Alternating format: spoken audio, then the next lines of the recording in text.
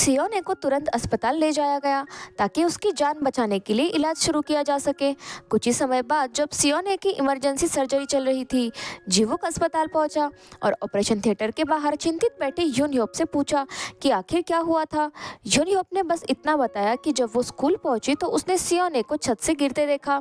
उसने बताया कि सियोने ने कहा था कि वो रात को स्कूल आ रही है, इसीलिए वो उससे मिलने आई थी। यूनयोप को एक बात पर पूरा यकीन था कि ये आत्महत्या नहीं थी।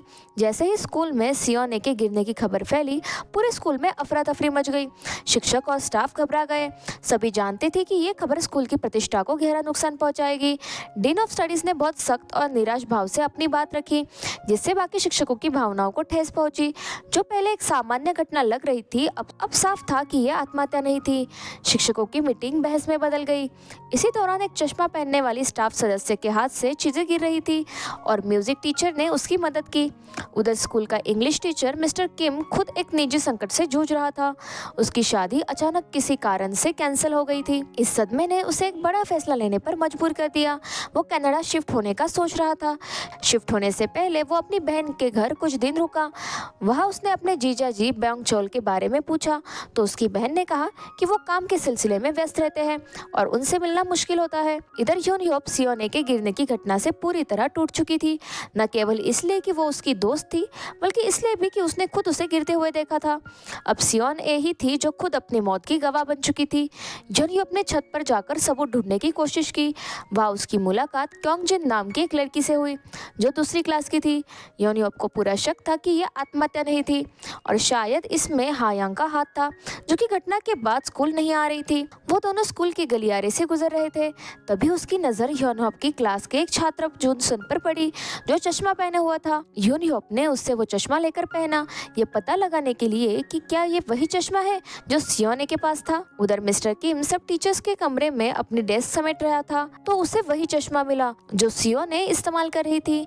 उसने ग्यूजिन से पूछा कि क्या ये चश्मा उसका है, तो ग्यूजिन ने ध्यान से देखा और कहा कि नहीं, ये उसका नहीं है, बल्कि शायद मिस्टर किम का ही है और ये चश्मा उन पर अच्छा लग रहा है। इस तारीफ से खुश होकर मिस्टर किम ने चश्मा पहन लिया। जैसे ही उन्होंने चश्मा पहना, वो एकदम स्तब्ध रह गए। उन्हें लोगों के सिरों से लाल लाइंस निकलती दिखने लग गई। कुछ ही देर बाद जीवुक वहां पहुंचा और मिस्टर किम ने देखा कि उसके सर से तो सैकड़ों एस लाइंस निकल रही थी। डर और हैरानी से भरे मिस्टर किम ने तुरंत ही चश्मा उतार दिया। जीवुक वहां अपनी भतीजी सियोने के गिरने की सच्चाई जानने आया था। ग्यूजिन ने इसे आत्महत्या मानकर अफसोस जताया और खुद को दोष दिया कि वो अपने स्टूडेंट पर ध्यान नहीं दे सकी, लेकिन जीवुक ने साफ कहा कि अब तक ये साबित नहीं हुआ है कि ये आत्महत्या थी।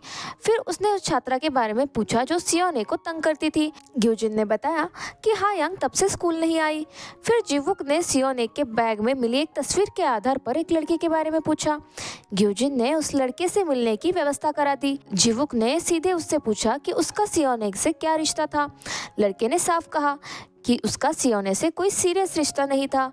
उसे पता था कि सियोने उसे पसंद करती है, तो वो बस थोड़ा सा टाइम पास कर रहा था। उसे उसका अचानक बदला हुआ रूप, एक दबाई गई लड़की से स्कूल की स्टार बनने तक का सफर काफी दिलचस्प लगा। उसने बताया कि आखिरी डेट पर उसे लगा कि सियोने किसी चीज को लेकर बेचैन थी, शायद उसका चश्मा गायब था। जीवुक ने वापस ऑफिस लौटकर फोटो बूथ के पास लगे सीसीटीवी फुटेज देखे।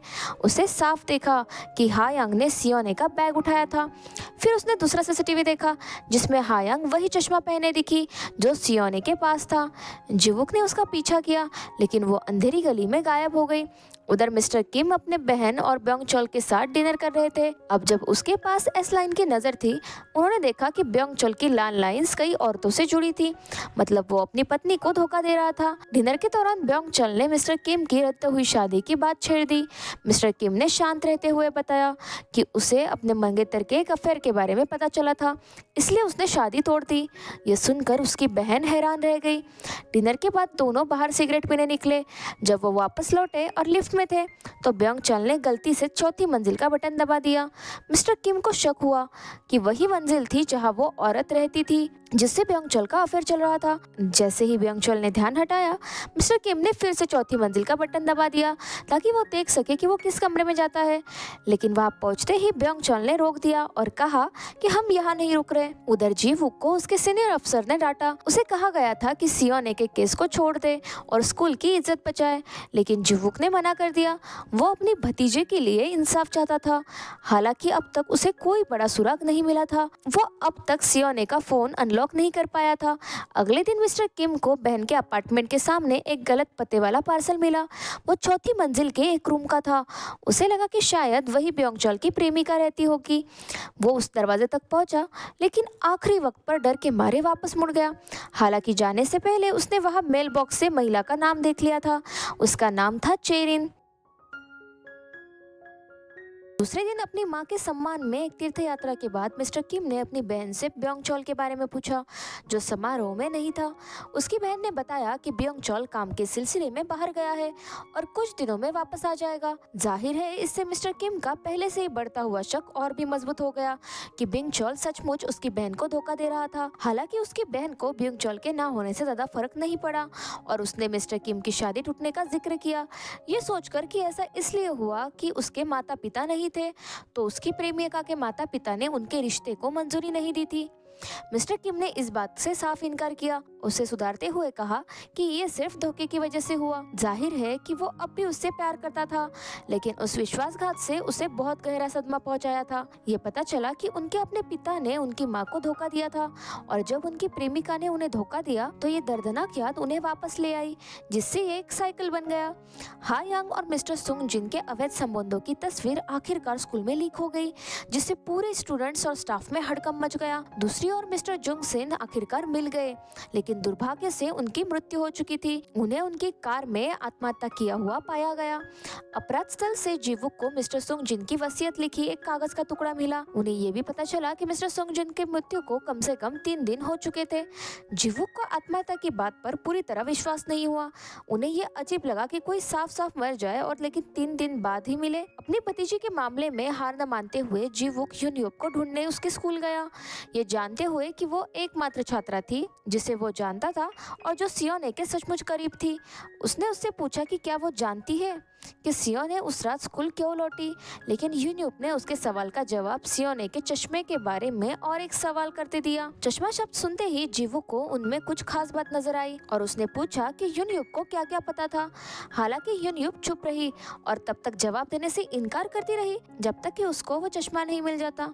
दूसरी ओर मिस्टर किम ने सड़क पर ब्योंग चोल को देखा और शक से भरकर तुरंत ही उसकी कार का पीछा करने के लिए टैक्सी ले ली। इस खोजबीन ने उसे एक आलीशान होटल में पहुंचा दिया और अंदर उसने अपनी आंखों से देखा कि ब्योंग चोल सचमुच शेरिन के साथ था, वही औरत जिस पर ब्योंग चोल को उसकी रखेल होने का शक था। उसने देखा कि ब्योंग चोल ने उसे एक महंगा हार गिफ्ट किया था।